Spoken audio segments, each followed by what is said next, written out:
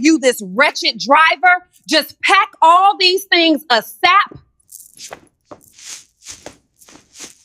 You are just a driver in this house. Let me remind you. Now get out of my sight.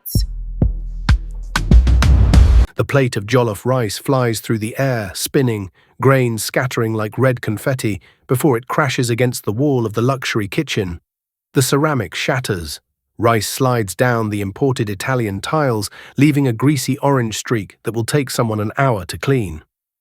Kemi Adebayo stands in the center of her father's 12 million naira kitchen, one hand on her hip, the other still raised from throwing the plate. She wears a tight white Gucci crop top that cost more than most people's monthly salary and designer jeans that hug her curves perfectly. Her Brazilian weave hangs past her shoulders, each strand costing a fortune. Her face, beautiful by any standard, is twisted with rage and disgust. On the floor, on his knees, a man picks up the broken pieces of plate. His hands move carefully, methodically, as if he's done this many times before. He wears a faded blue driver's uniform, the kind that's been washed so many times the color has almost disappeared. The shirt has his name stitched on the pocket in peeling yellow thread. Tunde. He doesn't look up, doesn't complain, doesn't even sigh. This is just another Tuesday morning in the Adebayo mansion. But what Kemi doesn't know, what she can't possibly imagine in her cruelest nightmares, is that the man picking rice off her kitchen floor owns 40% of everything she thinks belongs to her father. The cars in the garage, the houses in Lekki and Abuja, the office towers in Victoria Island, the billions sitting in offshore accounts. And in exactly 47 days, at a board meeting she's not even invited to, the truth is going to destroy her entire world. If you're just tuning into this channel for the first time, hit that subscribe button right now, ring the notification bell, because what happens in this story will leave you absolutely speechless. And drop a comment below telling us where you're watching from and what time it is right now in your country. We love seeing our global family grow, but to understand how we got to this moment, to understand why a billionaire's business partner would work as a driver in his own company's house, we need to go back. Back to where it all started. 27 years ago, in the dusty streets of Mushin, Lagos, two boys sat on a concrete block outside a mechanic shop. They were both 18 years old, both hungry, both dreaming of something bigger than the poverty surrounding them. Chief Adebayo, though no one called him Chief back then, just Bayo. And Tunde Ogunlesi, his best friend since primary school. Bayo had finished secondary school with brilliant results, but no money for university. Tunde had dropped out to help his sick mother, but had a mind for business that made professors jealous. They sat there every evening after Bayo finished his day job as a bus conductor and Tunde completed his shift at the mechanic shop, and they planned. Not just planned. They plotted, they schemed. They dreamed so big that other boys laughed at them. One evening, Tunde pulled out a wrinkled notebook from his pocket. Inside were calculations, projections, business models he'd been working on for months. Bayo, he said quietly, I figured it out. If we pool everything we have, every kobo, we can buy one Danfo bus. We run it ourselves, save everything. In 2 years, we buy another. In 5 years, we have a fleet. Bayo stared at the notebook like it was a map to heaven. How much do we need? 350,000 naira. They both fell silent. That might as well have been 3 million. Between them, they had maybe 40,000 saved after 2 years of backbreaking work. But 6 months later, through sacrifices that would make grown men cry, they had it. They bought their first bus. They drove it themselves, taking turns at the wheel, sleeping in the vehicle some nights to save on rent. Tunde handled the books, tracking every naira with the precision of a Swiss banker. Bayo handled the operations, making sure their bus was always the cleanest, their drivers always the most professional. 3 years later, they had 5 buses. 7 years later, they had 20 and had moved into luxury bus transport. 10 years later, they owned the second largest transportation company in Lagos. 15 years later, they'd diversified into real estate, importing and logistics. And through it all, through every success and every failure, they were brothers. Not by blood, but by something stronger. Choice. When Bayo met and married Funmilayo, a beautiful woman from a good family in Ibadan, Tunde was his best man. When their daughter Kemi was born, Tunde was her godfather, chosen to guide and protect her if anything ever happened to her parents. When Tunde's wife died in childbirth along with their baby, Bayo held him through nights of grief that nearly broke him. When Tunde said he couldn't continue, that life had beaten him, Bayo reminded him of two boys on a concrete block who refused to accept defeat. They built an empire together, Ada Tunde Holdings. The name combined both their names, a public declaration that they were equals, partners, brothers. But then something changed. Funmilayo, Bayo's wife, died suddenly when Kemi was 16. A brain aneurysm, the doctors said. One moment she was laughing at breakfast, the next she was gone. The grief nearly destroyed Bayo. He stopped going to the office, stopped caring about the business. For 6 months, he was a ghost in his own house. Tunde stepped in. He ran everything, made every decision, kept the company growing while his friend healed. He never asked for recognition, never demanded anything, just did what brothers do. When Bayo finally emerged from his grief, the company had doubled in value. He looked at Tunde with tears in his eyes and said simply, "I owe you everything." Tunde shook his head. "We owe each other everything. That's what we've always done." But Kemi, who had been watching her father's grief consume him, had drawn a different conclusion. She blamed her father for not being strong enough. She blamed the world for taking her mother. And somewhere in her teenage heart, she began to believe that she was special, that she deserved more than everyone else because she had suffered. Her father, trying to heal his own pain, gave her everything she asked for. Every designer bag, every expensive car, every exclusive party. He thought he was showing her love. He was actually creating a monster. By the time Kemi turned 26, she had become everything her mother wasn't. Where Funmilayo had been kind, Kemi was cruel. Where Funmilayo had been humble despite wealth, Kemi was arrogant because of it. Where Funmilayo had treated everyone with respect, Kemi treated anyone she considered beneath her like trash. And the person she treated worst of all was Tunde. Because 2 years ago, Bayo and Tunde had made a decision. They had watched Kemi's cruelty grow, watched her fire 4 drivers in 6 months for minor mistakes, watched her treat staff like slaves. They had received reports from her university professors that she was impossible to work with. They had heard stories about how she humiliated waiters in restaurants and salesgirls in boutiques. And they knew she was being groomed to take over the family business when Bayo retired. The thought terrified them both, so they devised a test. Tunde would pretend to be just a driver. He would move into the staff quarters. He would serve Kemi, take her insults, endure her cruelty. For 1 year, he would document everything, see if there was any kindness left in her heart, any shred of the good girl she used to be when her mother was alive. If she passed the test, if she showed compassion and humanity, the plan was to slowly reveal the truth and mentor her properly. If she failed, the inheritance would be restructured. The company would be protected from someone who would destroy everything they'd built. Bayo hated the plan, but he loved his friend's wisdom, and deep down, he feared what his daughter had become. So Tunde became a driver. And Kemi never suspected a thing.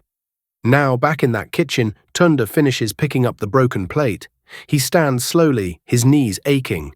He's 45 years old, but feels 70 after 2 years of this treatment. He carries the broken pieces to the trash. Kemi watches him with cold eyes. "You're slow," she says, her voice dripping with contempt. "My mother used to say that good help is hard to find. I think impossible help is all that's available now." Tunde says nothing. He's learned that responding only makes it worse. "What time did I tell you to have the car ready?" she snaps. He speaks quietly, respectfully. 8 o'clock, Ma. And what time is it now?" 7:55, Ma. She throws her hands up dramatically. "So you expect me to rush? You expect me to scramble because you can't tell time? Do you know who I am? Do you know what I'm worth?" Tunde keeps his eyes down. "No, Ma. I apologize, Ma." "You apologize." She laughs, but there's no humor in it. "You people apologize for everything but never change anything. You know what? Don't bother. I'll drive myself. I don't want to sit behind someone who smells like poverty anyway." The words hit like physical blows, but Tunde's face doesn't change. He's heard worse, much worse. As Kemi storms out of the kitchen, her heels clicking sharply on the marble floor, Tunde allows himself one deep breath. He reaches into his pocket and pulls out a small notebook, the same kind he used 27 years ago to plan a business empire. He writes down the date, the time, and a brief description of what just happened. It's the 216th incident he's documented. In the living room, Kemi grabs her Chanel bag and checks her makeup in the hallway mirror one final time. She's meeting her boyfriend Dio for brunch at the Wheatbaker Hotel in Ikoyi, and she wants to look perfect. Dio is the son of a senator, handsome, connected, and just as spoiled as she is. They're perfect for each other in the worst possible way. As she heads to the garage, she passes the study where her father sits, reading the newspaper, a cup of coffee steaming beside him. Chief Adebayo is 52 years old now, his hair showing distinguished grey at the temples, his face showing the weight of difficult decisions. He's wearing a simple white kaftan, and reading glasses sit low on his nose. "Daddy, I'm going out," Kemi says, not stopping.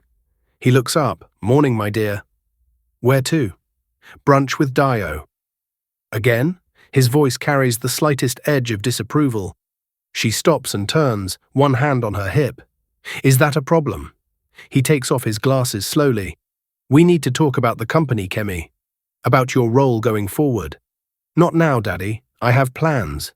The company that will be yours one day should be more important than brunch." She rolls her eyes. "The company has managed perfectly fine for 27 years. It can manage one more morning without my attention." Chief Adebayo watches his daughter walk away, and the sadness in his eyes could fill an ocean. He thinks about his late wife, about what she would say if she could see their daughter now. He thinks about Tunde, his best friend, suffering daily for a test he himself agreed to, and he wonders if they've waited too long, if the damage is already beyond repair. In the garage, Kemi climbs into her white Range Rover Sport, a 25 million naira birthday gift from her father. She doesn't think about the fact that her driver could have taken her. Doesn't care that she just humiliated a man for no reason. She's thinking about which filter to use for her Instagram photo at brunch, which angle will get the most likes.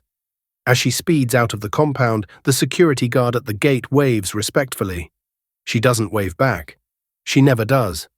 Behind her, in the staff quarters behind the main house, Tunde sits on the edge of a narrow bed in a small room that's a universe, away from the luxury mansion.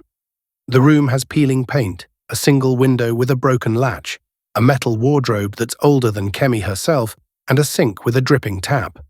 This is where the man who owns 40% of a multi-billion naira empire has lived for 2 years. On the wall, hidden behind a loose tile, is a USB drive containing every recorded incident, every documented cruelty, every piece of evidence needed to prove that Kemi Adebayo should never control Adetunde Holdings. Tunde opens his own notebook, different from the one in his pocket. This one contains the business records he still maintains secretly, the reports he reviews every night. Because even while playing the role of a driver, he's still protecting the empire he and Bayo built. The company doesn't know it, but half the major decisions made in the past 2 years came from suggestions Tunde whispered to Bayo during their secret meetings. His phone buzzes, a text from Bayo. "How are you holding up, brother?" Tunde types back slowly on the old Nokia he carries for this role. "Day 731, still standing." The response comes quickly. "Board meeting set for 47 days from now. We reveal everything then?" Tunde stares at the message for a long time before responding. If she hasn't changed by then, yes. "But Bayo, I don't think she's going to change." "I know, brother, I know." Tunde sets the phone down and looks at his reflection in the small cracked mirror above the sink.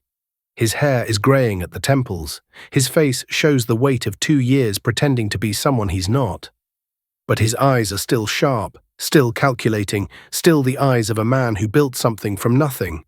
He thinks about young Kemi, the little girl who used to climb on his lap and call him Uncle Tunde, the girl who cried when her mother died and clung to him at the funeral, the girl who had her mother's smile and her father's intelligence, and he wonders where that girl went. When did she disappear? Was it gradual, or was there a moment, a single turning point where kindness turned to cruelty? He doesn't have the answer, but he knows that in 47 days, everything will come to light. At the Wheatbaker Hotel, Kemi sits across from Dio Fashola at a table overlooking the pool. Dio is 28, handsome in that effortless way that comes from never having to struggle. His skin is light brown, his haircut is fresh every 3 days, and he wears a Rolex that cost more than most cars. His father is Senator Fashola, one of the most powerful politicians in Lagos State, and Dio has lived his entire life knowing that his last name opens every door. They make a striking couple. Both beautiful, both wealthy, both completely unaware of how privileged they are. Dio is scrolling through his phone while a waiter pours mimosas. He doesn't thank the waiter. Neither does Kemi. So Dio says without looking up, "My father says there's going to be a reorganization of your father's company soon." Big changes. Kemi sips her mimosa. Where did he hear that? He hears everything. You know that. She leans forward, interested now. What kind of changes? Dio finally looks up, a sly smile on his face. Word is your father is planning to bring in outside management. Professional CEOs, corporate structure, all that boring stuff. Kemi's face darkens. He wouldn't do that without telling me. Wouldn't he? Dio shrugs. I mean, you don't really work at the company, do you? You show up for the fancy events, but she cuts him off sharply. That company is mine. It has my name on it. Well, half of it does anyway. What's the other half? Aid something. Ade Tunde Holdings. The Tunde part is from some old partner my father had way back. I don't know. Ancient history. Dio raises an eyebrow. Your father had a partner. Kemi waves her hand dismissively. Ages ago. Some guy he started the business with. He died or disappeared or something. I never paid attention to the details. The point is, the company is my legacy. Everything my father built is supposed to be mine when he retires. Then maybe, Dio says slowly, leaning back in his chair with that calculating look she finds so attractive, you should start showing more interest. Start attending board meetings. Get your name on documents. Make it clear that you're the heir. She considers this. You're right.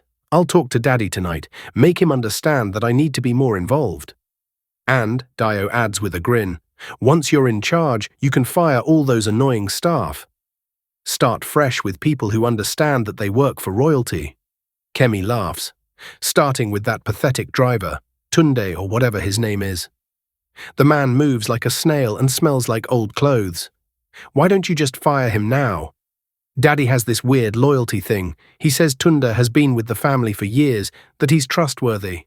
I think he feels sorry for him. You know how soft my father can be. Dio reaches across the table and takes her hand. Well, when you're running things, you can make all the changes you want. No more soft-hearted decisions, just pure business. They toast to that vision, their champagne glasses clinking in the late morning sun. Both of them completely unaware that the pathetic driver they're mocking owns more of the company than they could ever imagine. Back at the mansion, Chief Adebayo sits in his study, a room lined with books and photographs from 27 years of building an empire. On his desk is a folder marked Confidential Board Meeting Materials. Inside are documents that will change everything. But beside the folder is a photograph that draws his attention more. It's old, faded, taken 25 years ago. Two young men stand in front of their first office, a cramped space in Yaba that leaked when it rained. They're grinning at the camera, arms around each other's shoulders, their cheap suits unable to hide their pride. Ade Tunde Holdings had just been registered. They were kings of nothing, but they felt like kings of the world. Bayo picks up the photo and studies his younger self and Tunde, brothers in every way that mattered. His phone rings. It's Tunde, calling from the staff quarters on the internal line. She's gone for the day, Tunde says without preamble, meeting Dio. How bad was it this morning? Bayo hears the hesitation. Bad enough. She threw another plate. The words hurt more than the act. Chief Adebayo closes his eyes. Brother, we can stop this now. You've proven the point. You don't need to keep suffering. 47 days. We agreed on one more test. The charity gala. Ah, yes, the gala. In 3 weeks, Ada Tunda Holdings is hosting its annual charity gala at the Echo Hotel, a massive event that raises money for underprivileged children's education. It's Bio's passion project, his way of giving back to the community that made them. Every year they invite scholarship recipients, their families, staff members at all levels, and the Lagos elite. It's also the perfect test. How will Kemi treat people from different classes when she's in the spotlight? Will she show any grace, any humility, any kindness? If she passes that test, Tunde and Bio have agreed they'll delay the board meeting revelation, give her more time, more chances. But if she fails, let's see what happens at the gala, Tunde says quietly, then we'll know for sure. After they hang up, Bio sits for a long time, staring at nothing. He's thinking about his late wife, Funmilayo. She was a teacher before they married, worked with children in one of the poorest areas of Lagos. She had this gift of seeing potential in everyone, especially people others had given up on. If she were here now, what would she say about their daughter? Would she recognize the girl Kemi had become? He knows the answer. It breaks his heart, but he knows. Are you still with me? This story gets even more intense. Drop a in the comments if you're feeling this. Because what happens next at that charity gala is going to blow your mind. 3 weeks pass in a pattern that's become sickeningly familiar. Every morning, Kemi finds a new way to humiliate Tunde. She criticizes his driving, though he's never had an accident. She complains about the car's cleanliness, though he washes it daily. She mocks his appearance, his age, his uselessness. One afternoon, she makes him stand outside in the Lagos heat for 3 hours while she shops in a boutique, then doesn't buy anything and blames him for not reminding her she had another appointment. Another day, she orders him to carry her shopping bags into the house, then trips him deliberately, laughing as designer boxes scatter across the driveway. She calls him the old man in front of her friends, makes him eat his meals in the outdoor kitchen area, even during rain, and once threw water on him because he was too slow getting out of the car to open her door. Through it all, Tunde documents everything. Photos, videos, audio recordings, written notes, each piece of evidence carefully stored, time-stamped, organized.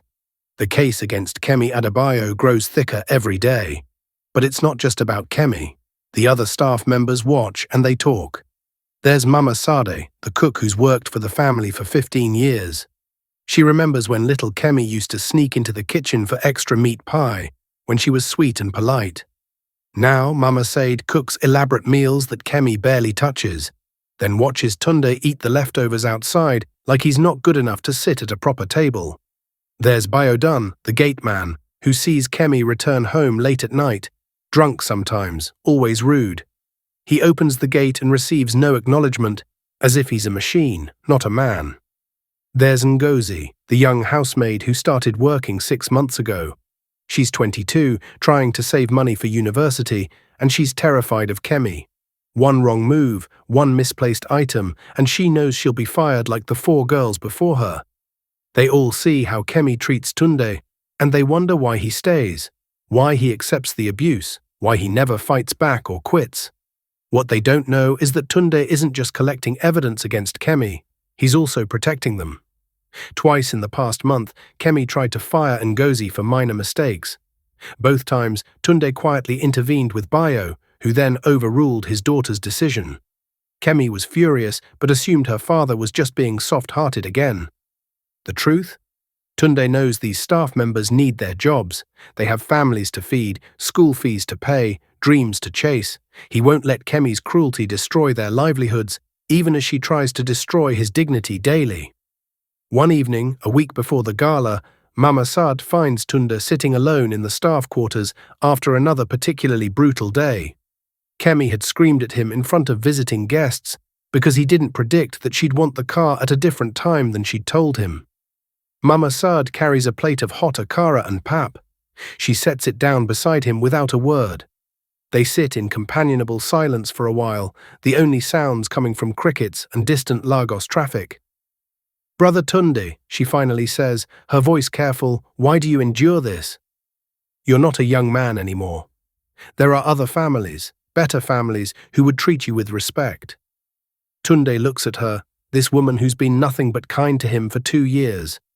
He can't tell her the truth, but he can tell her something true. I made a promise, he says simply, to someone I love, that I would see something through to the end. I'm almost there. She nods, not fully understanding but respecting it. That girl, she says, gesturing toward the main house, she wasn't always like this. When her mother was alive, she was different. Sweet. Humble. What changed? Mama Said sighs heavily. Grief changes people. When Madame Funmilayo died, something died in that girl too. And her father, trying to heal his own pain, gave her everything she wanted, instead of what she needed. Discipline, structure, consequences. Now she thinks the world exists to serve her, and you think she can change back. The cook is quiet for a long time. I don't know, but I know this. The way you treat people when you think they can't fight back shows who you really are. And Brother Tunde, that girl has shown us exactly who she is. Later that night, Tunde sits in his small room, reviewing the gala seating arrangements. Bayo sent them over, asking for his input as he always does for major events. On paper, Tunde is just a driver. In reality, he's still co-owner, still has final approval on everything important. The gala will have 300 guests. Lagos elite, business partners, government officials. But also 50 scholarship students and their families, the real reason for the event. Kemi is supposed to give a speech welcoming the students, presenting awards, showing the compassionate side of Ada Tunde Holdings. Tunde studies her scheduled speech written by the PR team. It's beautiful, full of words about opportunity, education, giving back. All the things Funmilayo believed in. He wonders if Kemi will deliver those words with any sincerity, or if she'll just perform for the cameras. He already knows the answer, but he needs to see it one more time, needs to be absolutely certain before they proceed with the revelation. The morning of the gala arrives with typical Lagos chaos. The event starts at 6 p.m., but by noon, the mansion is already in controlled chaos. Mama Sade is coordinating with the hotel caterers. Biodun is polishing the fleet of cars that will transport family and VIP guests. Ngozi is helping Kemi's stylist prepare her outfit options. And Tunde is washing the main family car for the 5th time because Kemi keeps finding imaginary spots. Do it again, she snaps, standing in the garage in a silk robe and slippers, her hair in rollers. I don't care if we're late. I won't show up in a dirty car. Ma, the car is clean, Tunde says quietly. I've washed it 5 times. Are you talking back to me? Her voice rises sharply. Are you actually questioning me? No, Ma, I'll wash it again. You should. Because you know what? Tonight is important. There will be cameras everywhere, important people everywhere, and I won't have anyone thinking I employ incompetent staff. She turns and walks back toward the house, then pauses and looks back. And Tunde, after tonight, we're going to have a serious conversation about whether you still have a job here. I'm tired of making excuses for your inadequacy. She doesn't wait for a response. Just leaves him standing there, soap bucket in hand, beside a car that's already spotless. But here's what Kemi doesn't know. At exactly that moment, in a glass conference room in Victoria Island, the entire board of Ada Tunde Holdings is receiving a mysterious email. The subject line reads, Truth about the heir, for review before annual gala. The email is from an encrypted address. Inside are preliminary documents, just enough to make them curious. Just enough to make them understand that tonight's gala is going to be very different from previous years. One board member, Mrs. Aduke Williams, a sharp 62-year-old woman who helped finance Ada Tunde's first expansion, reads the email twice, then picks up her phone. Bayo, she says when he answers, what exactly are you planning for tonight? Chief Adebayo's voice is steady, calm. Justice, Aduke. Just justice. At 4 p.m., the family car pulls up to the Echo Hotel's grand ballroom entrance. Kemi steps out in a stunning red dress that cost more than Tunde makes in a year, though of course she doesn't know his real salary. Her makeup is flawless, her jewelry expensive but tasteful, her smile perfect for the cameras already flashing. She looks every inch the billionaire heiress. Confident, untouchable, born to rule. Behind the wheel, still in his faded driver's uniform, Tunde watches her glide up the red carpet, waving at photographers like she's royalty. He sees her kiss her father's cheek for the cameras, the perfect loving daughter. None of them know that in his pocket, Tunde carries a small USB drive.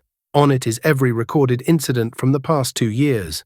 Every cruelty, every humiliation. Every moment that proves who Kemi Adebayo really is when no one important is watching. Tonight, everyone will be watching. The ballroom is magnificent. Crystal chandeliers hang from the ceiling, casting rainbow prisms across white-clothed tables. The stage at the front is decorated with the Adetunde Holdings logo and banners reading "Empowering Tomorrow's Leaders." A jazz band plays softly in the corner.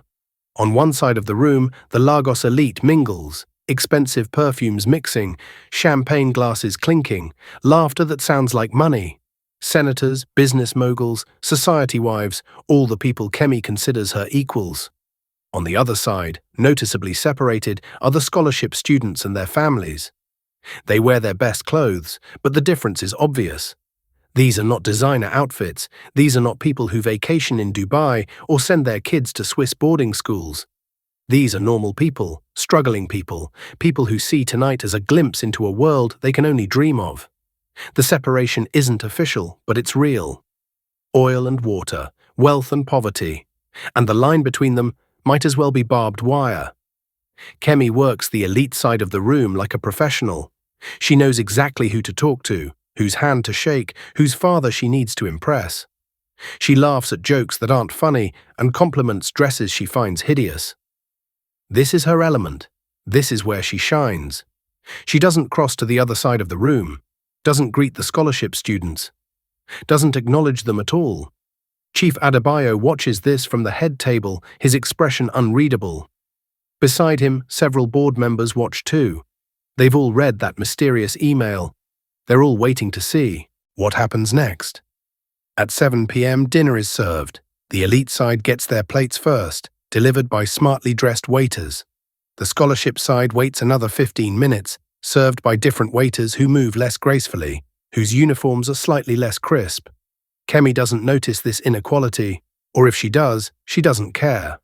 During dinner, a small incident occurs. One of the scholarship students, a thin 15-year-old boy named Emmanuel, is so nervous that he knocks over his water glass. It spills across the white tablecloth, dripping onto the floor.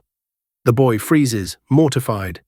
His mother, a tired-looking woman in a modest wrapper and blouse, immediately tries to clean it up with her napkin, apologizing profusely to the waiters.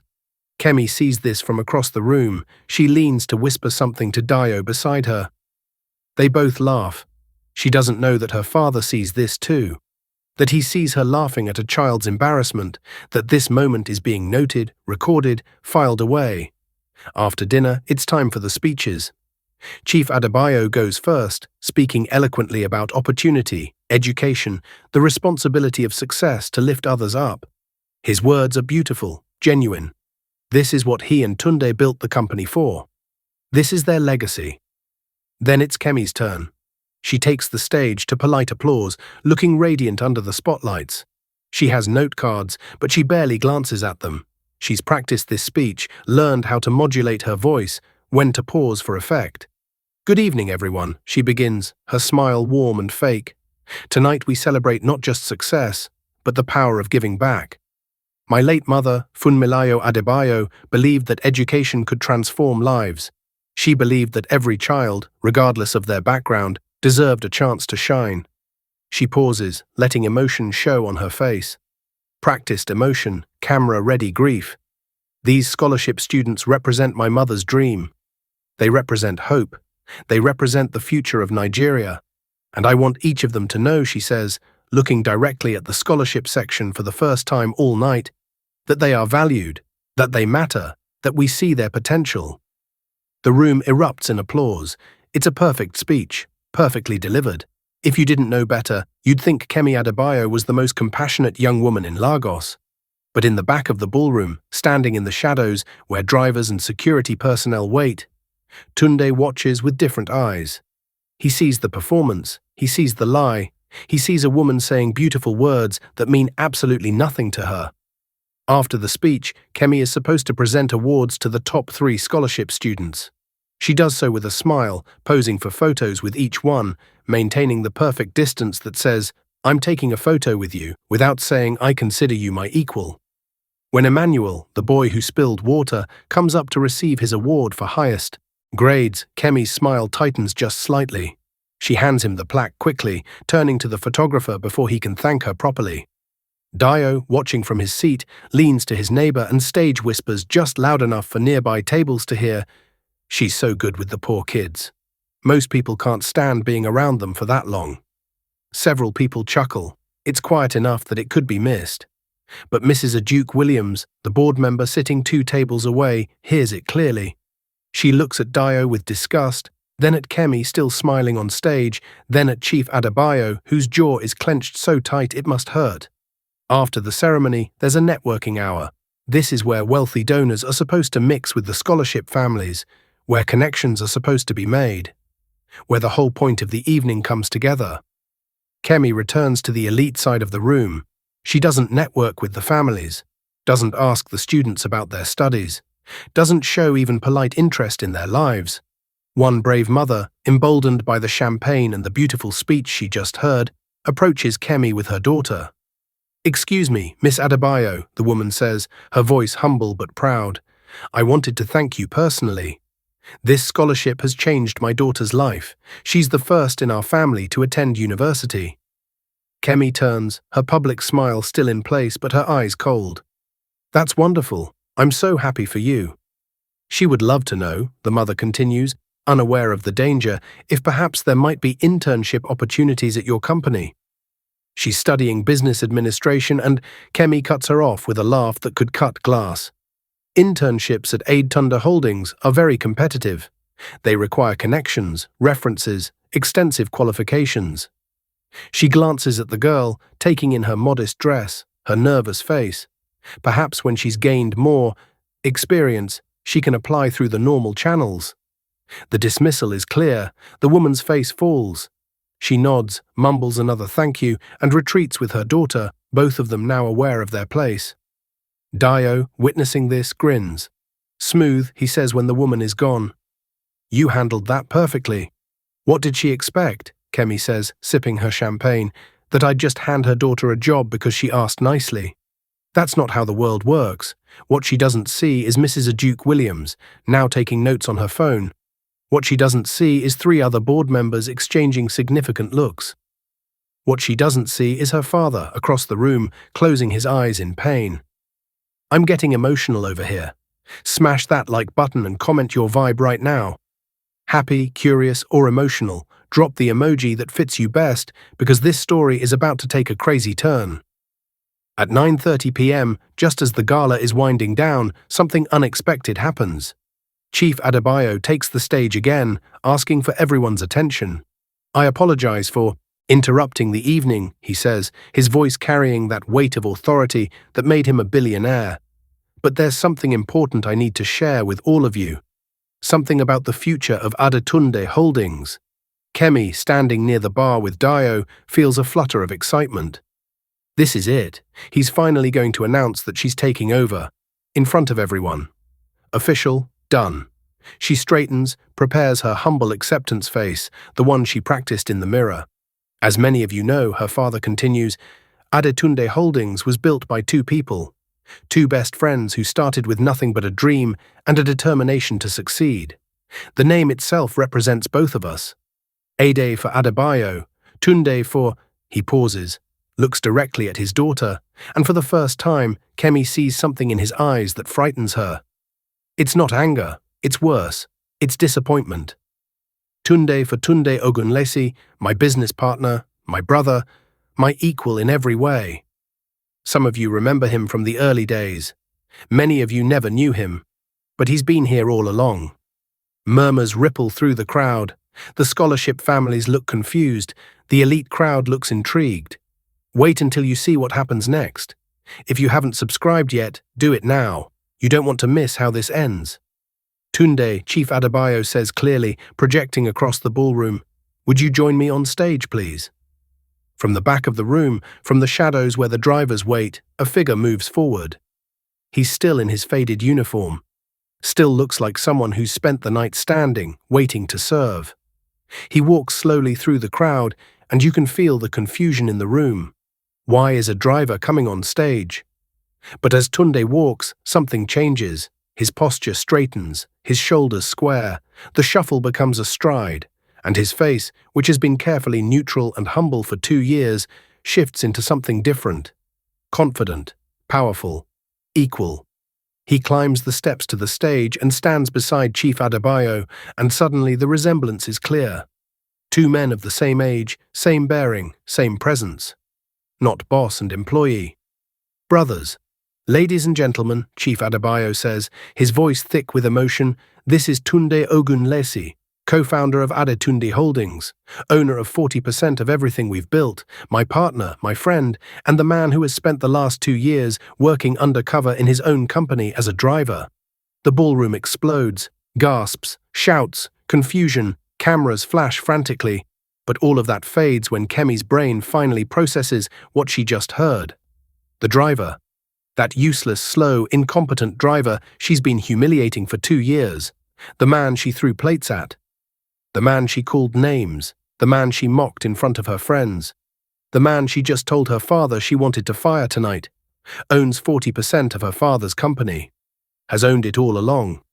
Was never actually a driver. The champagne glass slips from her hand and shatters on the marble floor. The sound echoes in her ears like thunder. No, she whispers. That's not possible. Dio beside her looks equally shocked, his face pale. He's doing rapid mental math, calculating all the times he insulted this man in front of Kemi, all the times he laughed at the poor driver. On stage, Tunde finally speaks. His voice is different now, not subservient, not quiet, strong, clear. The voice of a man who built an empire. For 2 years, he says, I've lived and worked in my own company as staff. It was a test. A way to see who we've become, a way to understand if the values we built this company on still exist. He pauses, looks directly at Kemi, and I've learned a great deal about kindness, about cruelty, about how people treat others when they think there are no consequences. Kemi can't breathe. The room is spinning. Everyone is staring at her. They know. They all know what she's done. Starting tomorrow, Chief Adebayo says, his voice harder now, the board of Adetunde Holdings will review comprehensive documentation of how our company's values are represented or misrepresented. He nods to Mrs. Aduke Williams, who stands and begins distributing folders to the other board members. Inside each one is a summary. Just highlights, but enough. More than enough. Kemi, Chief Adebayo says, each word heavy as stone, we need to talk. Privately. Now. She can't move. Can't speak. Her perfect world, her perfect image, her perfect future is crumbling in real time, in front of 300 witnesses, in front of cameras that are capturing every second. Dio, reading the room with the survival instinct of a politician's son, quietly backs away. Distance. He needs distance from this disaster. Kemi finally finds her voice. Daddy, I didn't know. I thought he was just a driver. Tunde says quietly, just someone beneath you. Just someone who didn't deserve basic human respect. She tries to form words, but they won't come. The scholarship students and their families are watching with wide eyes. They're beginning to understand. The beautiful speech, the warm words, the caring image, all of it was a lie. This is who she really is. Emmanuel, the boy who spilled water, whispers to his mother, she laughed at me. When I knocked over the glass, I saw her laughing. His mother's face hardens. So did I, son. So did I. Chief Adebayo descends from the stage and walks to his daughter. The crowd parts for him. When he reaches her, he speaks quietly, but in the silent ballroom, everyone hears. Your mother would be ashamed of what you've become. The words hit Kemi like a physical blow. She staggers back. Tears, real tears this time, not performance tears, stream down her face. But Chief Adebayo isn't done. In my office, Monday morning, 9 a.m. The board will be there. And Kemi, he adds, his voice breaking just slightly, bring a lawyer. You're going to need one. He walks away. Tunde follows, the board members follow, and Kemi is left standing, alone in the center of the ballroom, her red dress suddenly feeling like a target. All eyes on her, the cameras still flashing, capturing the moment the princess became a prisoner of her own cruelty. The gala ends early. Word spreads through social media like wildfire. By midnight, Shaka Kemi Adebayo is trending on Nigerian Twitter. Videos from the event are everywhere. Think pieces are being written. The sharks can smell blood in the water. At the mansion, Kemi sits in her room, still in her red dress, makeup ruined by tears. Her phone won't stop buzzing. Messages, calls, friends distancing themselves, enemies celebrating. She thinks about the past 2 years, every cruel word, every thrown plate, every humiliation. And now she knows. He wasn't just documenting for the test. He has evidence, video, audio, witnesses. Everything she did, thinking she was powerful and untouchable, is now ammunition against her. There's a soft knock on her door. She doesn't answer, but it opens anyway. It's Mama Sade carrying a tray with tea and biscuits. The cook sets it down without a word, then turns to leave. "Wait," Kemi says, her voice hoarse. "Did you know? All this time, did you know who he was?" Mama Sad turns back, her face is kind but firm. Does it matter? Whether he was a driver or a billionaire, he deserved respect. Everyone deserves respect, Kemi. That's what your mother tried to teach you. That's what we've all been trying to show you. But I didn't know. That's the point. You should treat people well regardless of whether they can benefit you. That's called character. She leaves, closing the door softly, and Kemi is alone with the truth. The weekend is torture. Kemi doesn't leave her room, doesn't answer calls, watches as her life unravels on social media. By Sunday evening, 3 major companies have pulled sponsorships from her social media accounts.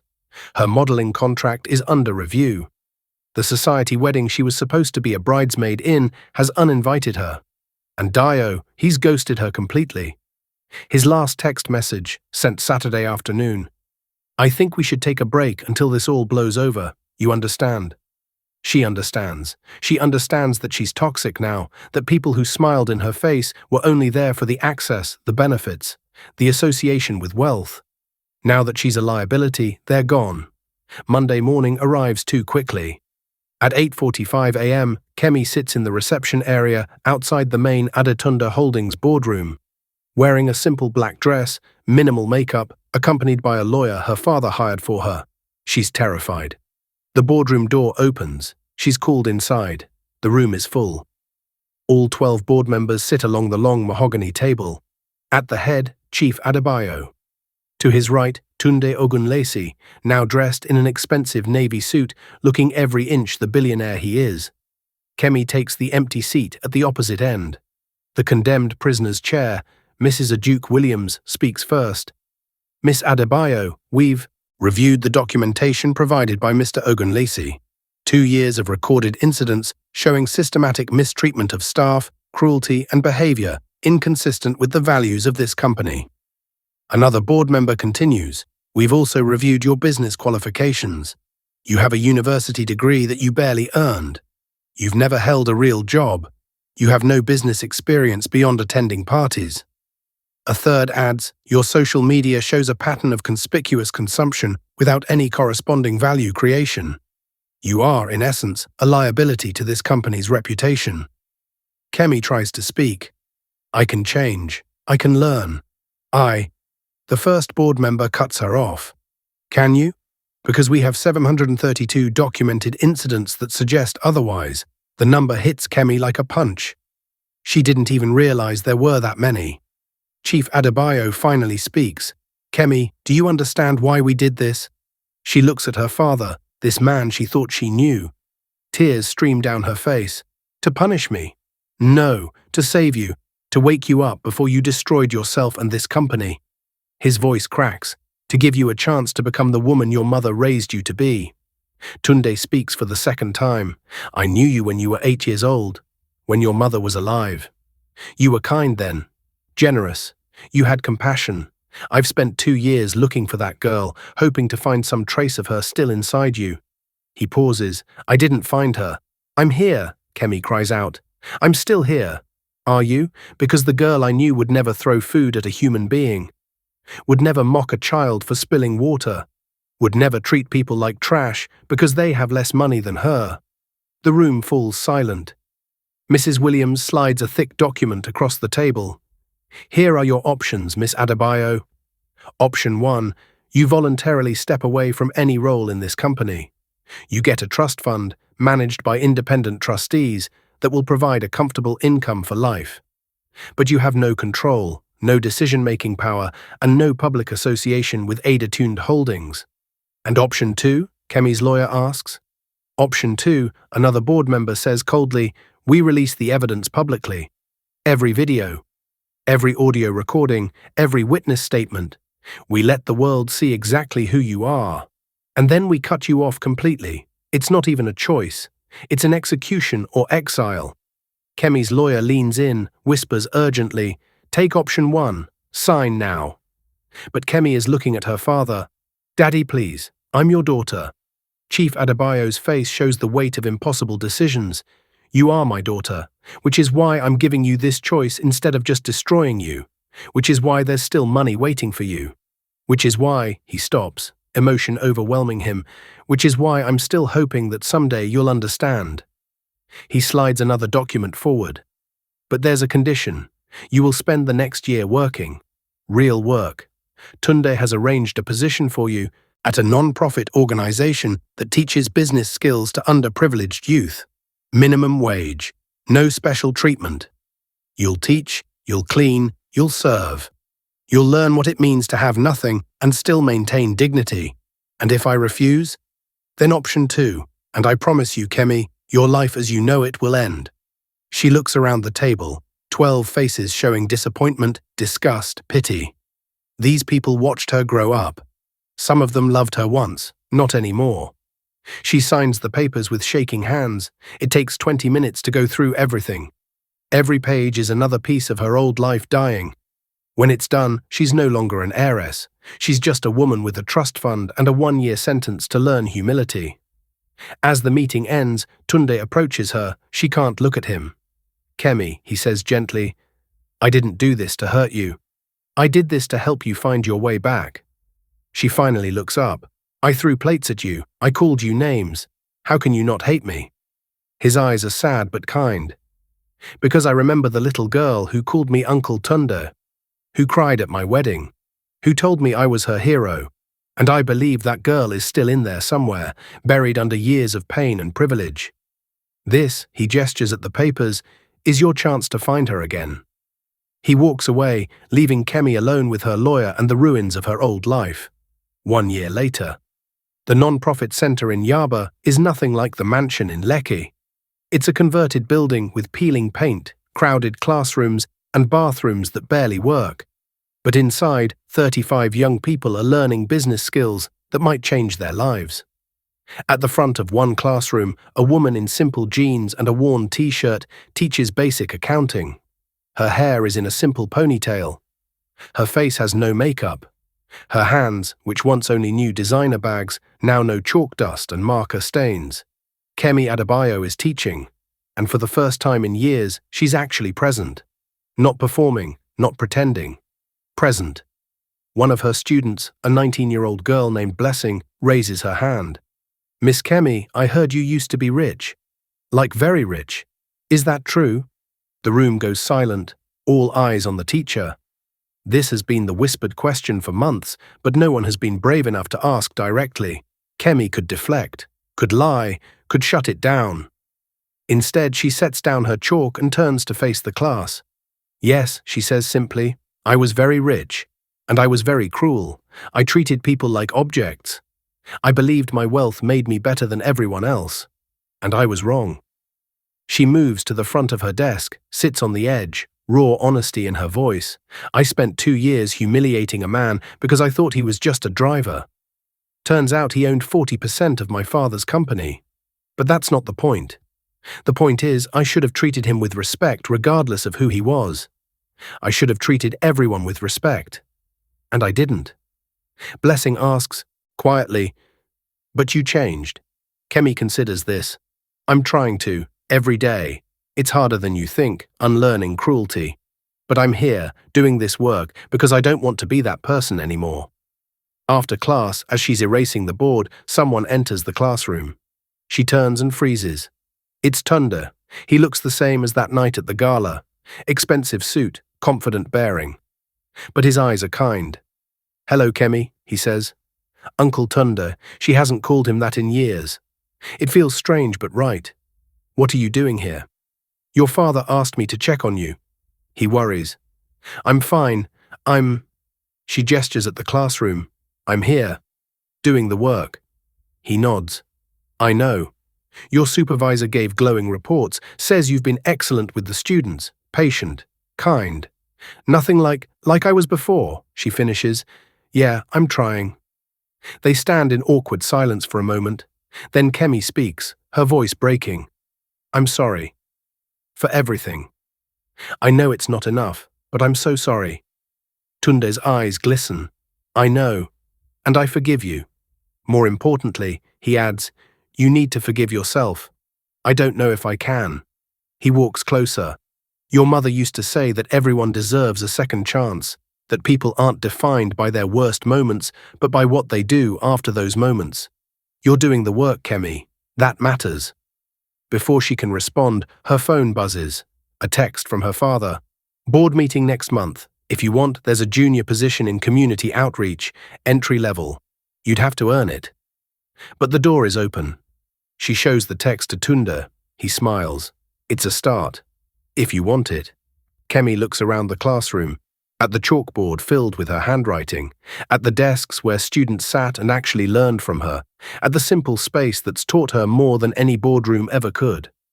"I do," she says finally, "but I want to finish here first. Complete my year. Do this right." Tunde nods with approval. "Your mother would be proud of that choice. Did this story touch your heart the way it touched mine? Smash that subscribe button for more amazing stories that will restore your faith in redemption. Like if you believe Kemi deserved her second chance. Comment below and tell us what you learned from this story. I read every single comment and love hearing your thoughts.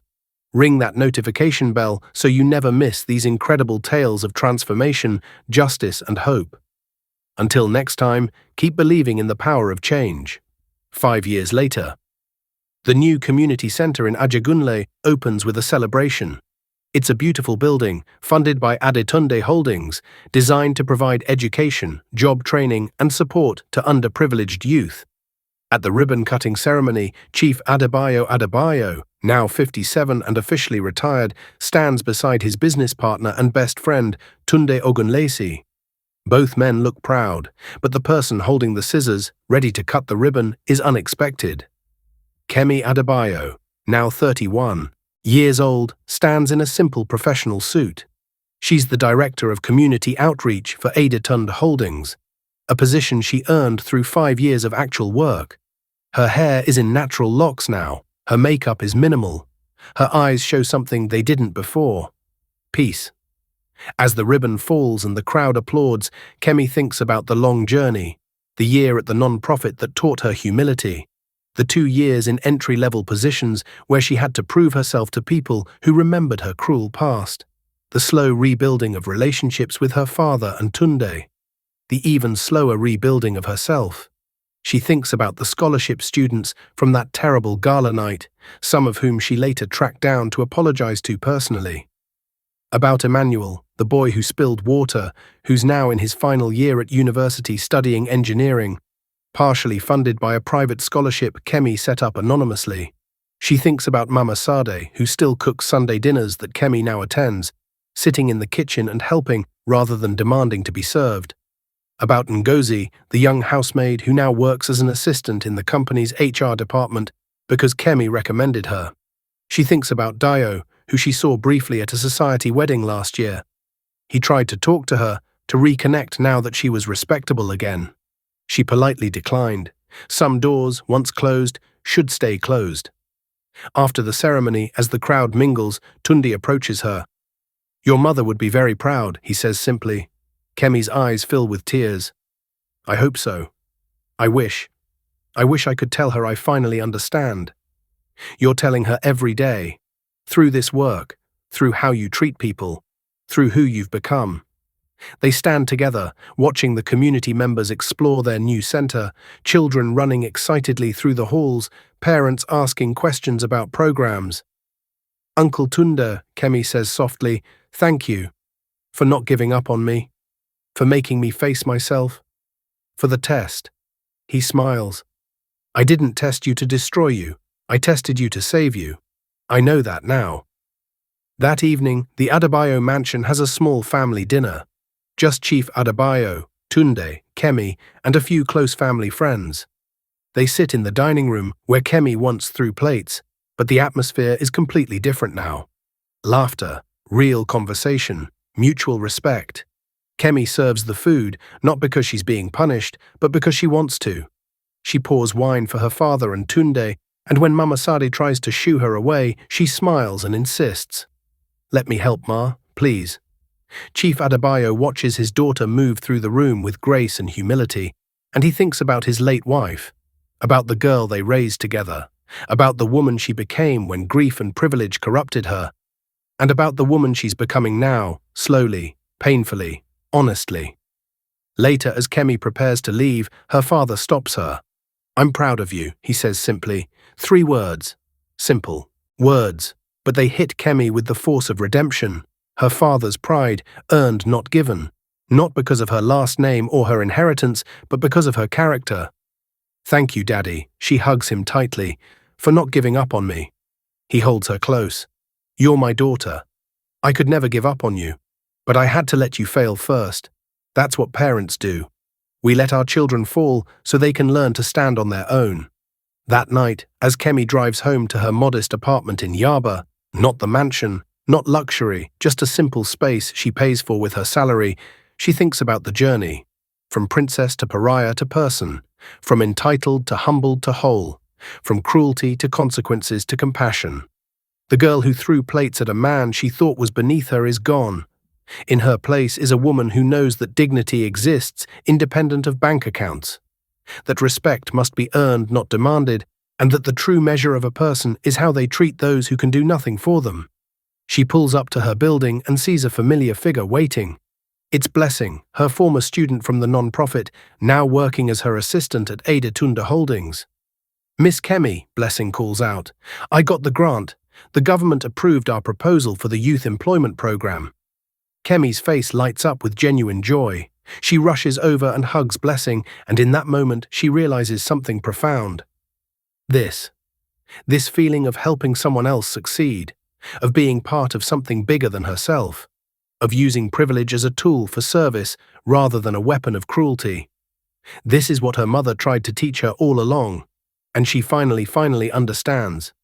Years from now, when people tell the story of Kemi Adebayo, they'll talk about the test, about the billionaire's daughter who mocked her father's poor driver and discovered too late that he owned half the empire. But the real story isn't the test, it's what happened after. Because tests reveal character, but how we respond to those revelations defines our destiny. Kemi Adebayo failed the test spectacularly, but she passed something harder. She passed the test of transformation, of genuine change, of becoming someone worthy of the second chance she was given.